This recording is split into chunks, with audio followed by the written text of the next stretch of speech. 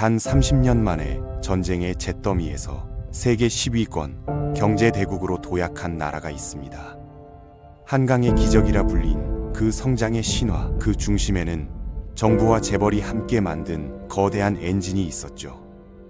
하지만 그 눈부신 성공의 뒤편에서는 이미 균열이 자라고 있었습니다. 매년 8%를 넘는 고성장, 그러나 그 성장은 빛 위에 세워진 허상이었습니다.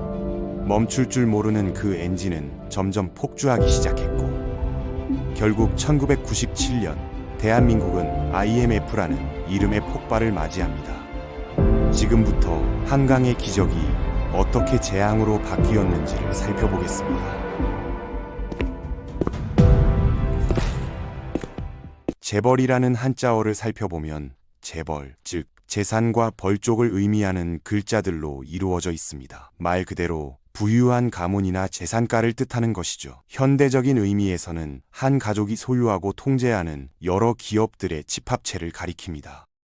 이런 다양한 사업 분야를 아우르는 기업 집단은 신흥경제국이나 최근의 경제 발전을 이룩한 국가들에서는 그리 드문 현상이 아닙니다. 인도를 보면 타타그룹, 릴라이언스 인더스트리, 아다니, 베단타 같은 거대 기업 집단들이 있죠.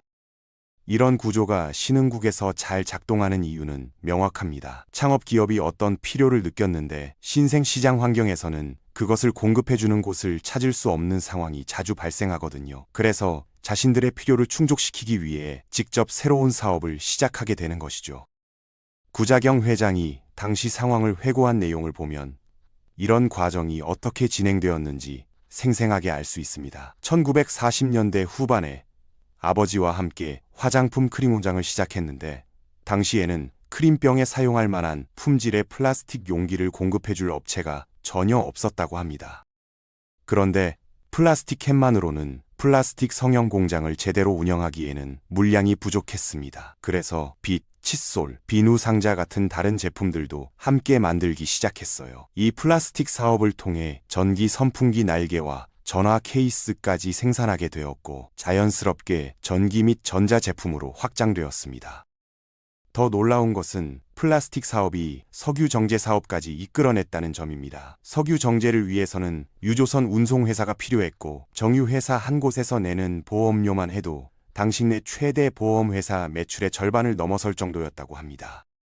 재벌은 신뢰라는 측면에서도 큰 이점을 가지고 있었습니다. 거래 상대방을 항상 믿기 어려운 시장 환경이나 법치주의가 아직 완전히 정착되지 않은 상황에서도 그룹 내 다양한 사업체들은 가족이라는 끈끈한 유대 관계로 연결되어 있기 때문에 서로를 신뢰할 수 있었던 거죠.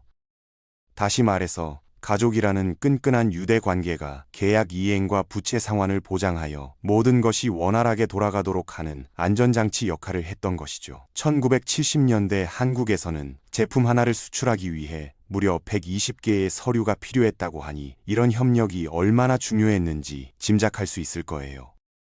1970년대 한국 경제는 정말 놀라운 속도로 성장했습니다. 하지만 그 과정이 결코 평탄하지만은 않았어요. 1970년대 초반 당시 대통령이었던 박정희는 군사 독재 체제를 구축하고 대규모 중화학 공업 생산 능력 확충을 강력하게 추진했습니다. 박 대통령은 저금리 정책 자금 대출을 통해 재벌들이 자신의 목표를 달성하도록 강력한 유인책을 제공했습니다. 정부가 은행들을 직접 통제하여 선호하는 산업 분야의 대출 금리를 인플레이션을 고려했을 때 실질적으로 마이너스가 되도록 낮춰준 것이죠. 이 시기 동안 삼성은 처음으로 반도체 사업에 본격적으로 뛰어들었고 현대는 지금의 거대한 조선 사업을 시작했습니다. 대우도 조선업에 진출했을 뿐만 아니라 산업기계와 건설업에까지 사업 영역을 확장했어요. 1976년에는 전체 제조업 투자의 무려 74%가 중화학 공업에 집중되었습니다. 이런 중화학 산업 발전 덕분에 1976년부터 1978년까지 경제가 크게 호황을 누렸죠. 그러나 이런 발전은 동시에 중복 투자를 부추겼고 결국 심각한 과잉 투자 문제로 이어졌습니다. 1978년에 석유 가격이 다시 급격히 상승하자 인플레이션이 본격적으로 시작되었습니다. 한국 정부는 과잉 생산 능력을 축소하고 구조조정을 실시하면서 은행들의 대출 손실을 보상해야 했어요. 그런 상황에서 1979년 10월 박정희가 갑작스럽게 암살당했습니다. 뒤따른 정치적 불안정 속에서 재벌 소속 노동자들은 임금 인상을 요구하며 대규모 시위를 벌였습니다. 흉작과 함께 인플레이션은 더욱 심화되었고 20년 만에 처음으로 1980년 한국 경제는 마이너스 성장을 기록하게 되었습니다. 혼란스러운 상황 속에서 군인 출신인 전두환이 권력을 장악했습니다. 전두환은 국가를 위기에서 벗어나게 하기 위해 스탠포드 대학교 출신의 경제학자 김재익을 경제정책 총괄 책임자로 임명했어요. 김재익은 정부의 경제에 대한 과도한 개입으로 인해 재벌들이 비효율적이고 경쟁력을 상실했다는 것을 깨달았습니다. 김재익은 8,000명이 넘는 공무원을 퇴직시키고 여러 부문에 대한 보조금을 대폭 삭감했습니다. 이로 인해 정부 예산이 균형을 되찾을 수 있었어요. 재정 적자는 1981년 국민 총생산의 4.7%에서 1984년 1.4%로 크게 줄어들었습니다. 하지만 이런 자유화 정책은 재벌에 대한 정부의 통제력과 협력 관계를 약화시켜 20년간 지속되어 온 긴밀한 파트너십의 균열을 가져왔습니다. 안타깝게도 해안을 가진 김재익은 1983년 미얀마 여행 중 전두환 대통령 암살 시도 사건에 휘말려 목숨을 잃었습니다. 1980년대 이전까지 은행들은 정부가 기업들에게 자금을 공급하는 단순한 통로 역할에 불과했습니다. 은행 관리자들은 대출 승인이나 대출 조건 설정에 있어서 전혀 자율권이 없었어요. 이런 자금 통제력을 바탕으로 박정희와 한국 정부는 재벌들을 효과적으로 견제할 수 있었던 것이죠. 재벌들의 급속한 확장으로 인해 초기부터 엄청난 부채를 안게 되었고 부채 대비 자기 자본 비율이 300대 500% 이상이나 되어 정부 지원에 완전히 의존할 수밖에 없는 상황이었습니다. 예를 들어 1972년 8월 박정희가 모든 재벌 총수들과 긴급 회의를 갖고 은행들에게 대출 금리를 대폭 인하하라고 지시했어요. 이런 상황이 1980년대부터 서서히 바뀌기 시작했습니다. 정부는 은행들을 민영화했고 1982년부터 국가의 금리 체계를 점진적으로 자유화하기 시작했어요. 이는 부분적으로 1980년 28%에서 1982년 7.2%로 떨어진 인플레이션을 안정화시키기 위한 조치였습니다. 그런데 금융시장을 자유화함으로써 재벌들은 주식 발행, 국내 채권 발행, 해외 채권 발행 등 새로운 자금 조달 방법들을 확보할 수 있게 되었어요. 그리고 가장 중요한 변화는 보험회사, 증권회사 등 비은행 금융기관으로부터의 대출이 가능해진 것입니다. 1988년까지 상위 30대 재벌들은 증권회사 12개, 보험회사 18개, 투자신탁회사 18개를 소유하고 있었어요. 재벌들은 이런 계열 금융회사들로부터의 대출과 해외 채권 발행으로 조달한 현금으로 자금을 마련하기 시작했습니다. 1980년에는 재벌들 자금의 38.1%가 이런 비은행 자금원에서 나왔는데 1988년에는 그 비율이 67.5%까지 늘어났어요. 1985년 강압적이고 고집스러운 성격의 전두환은 한국 은행들에게 부산에 있는 상당한 규모의 재벌인 국제그룹에 대한 자금 지원을 중단하라고 명령했어요. 막대한 부채를 안고 있던 국제그룹은 즉시 무너졌고 회사의 각 부문들은 다른 재벌들에게 매각되었습니다. 따라서 정부의 영향력이 아직 남아 있었다는 것을 알 수 있어요. 하지만 상황은 확실히 변하고 있었습니다. 흥미로운 사실은 전두환 정권 하에서 한국 경제가 박정희 정권 때보다 더 빠르게 성장했다는 점입니다. 경제 규모도 2배 이상 커졌어요. 여기에는 자유화 정책이 큰 역할을 했지만 운 좋은 외부 요인들도 작용했습니다. 1985년 플라자 합의로 일본 엔화가 미국 달러에 대해 크게 절상되었습니다. 달러 가치가 떨어지면서 한국 원화 가치도 함께 하락했어요. 이로 인해 한국산 반도체, 선박, 신발, 스웨터 등이 미국으로 수출되는 전례 없는 붐이 일어났습니다. 한국의 대미 수출은 1985년 100억 달러에서 1988년 210억 달러로 2배나 늘어났어요. 그럼에도 불구하고 전두환은 박정희가 가졌던 정치적 정당성, 카리스마, 추진력이 부족했습니다. 1987년 한국 경찰이 민주화 운동가 박종철을 고문으로 죽음에 이르게 하자 전국적으로 대규모 시위가 일어났습니다. 민주주의는 재벌과 노동자들 사이에 완전히 새로운 노동관계를 가져왔습니다. 한국의 근무 환경과 노동자 대우는 일제강점기 이후로 크게 달라지지 않았었어요. 1970년대에는 한국 노동자들이 세계 어느 나라보다도 더 오랜 시간 일했고 그중 상당 부분이 무급 초과 근무였습니다. 1978년 한 해에만 1397명의 한국 노동자가 작업장에서 목숨을 잃었어요. 13,013명이 완전하거나 부분적인 장애를 갖게 되었고 103만 7,845명이 심각한 부상을 당했습니다. 그런데 이것은 단지 공식적으로 보고된 수치일 뿐이에요. 민주주의 체제 하에서 노동조합들이 급격하게 성장하여 1988년에는 19.5%, 1989년에는 다시 19.8%나 늘어났어요. 공장 노동자들은 더 나은 임금과 근무 환경을 요구하며 거리로 나섰습니다. 파업들은 실제로 효과를 발휘했어요. 한국 노동자들의 평균 임금은 1987년과 1989년 사이에 50% 이상 급등했습니다. 물론 노동자들이 그런 임금 인상을 받을 자격이 충분했지만 임금 상승이 재벌들의 수익성과 현금 보유 상황에 상당한 압박을 가했다는 사실도 부인할 수 없었습니다. 민주주의 정부가 정책 자유화와 금융 개방을 가속화하면서 재벌들도 정부의 통제로부터 해방되었습니다. 지난 수십 년 동안 정부는 기계, 섬유, 석탄 채굴, 디젤 엔진 등의 산업에서 공급 과잉이 발생할 때마다 개입하여 다양한 이해관계자들과 협력해 상황을 완화하는 방법을 찾아왔어요. 1989년 재벌들은 공급 과잉 상황에 직면한 석유화학 산업에 대한 투자를 줄이라는 정부 지시를 처음으로 공개적으로 거부했습니다. 결국 공급 과잉이 발생했고 한국 정부는 수출 쿼터를 부과할 수밖에 없었어요. 1990년대 초 김영삼이 한국 최초의 문민 대통령이 되었습니다. 그는 재벌들의 지지를 받아 시장 자유화와 경쟁 도입을 계속 추진했어요. 이는 대체로 재벌들이 원하는 것은 무엇이든 얻는다는 의미였습니다. 예를 들어 삼성그룹은 자동차 산업에 진출하기를 간절히 원했습니다. 1995년 삼성은 당시로서는 그다지 유리한 시기가 아니었음에도 불구하고 결국 자동차 사업에 뛰어들었어요. 이건희 회장은 그때 이 사업이 어려울 것이라는 점을 알고 있었다고 말했습니다. 문제는 재벌들이 모두 반도체, 조선, 서고일화학, 자동차 같은 거대하고 화려한 자본 집약적 산업에 뛰어들고 싶어 한다는 점이었습니다. 삼성의 한 고위 임원은 이렇게 말했어요. 그것은 남성 중심적인 사고방식이었습니다. 규제가 완화되자 모든 기업이 뛰어들고 싶어 했습니다.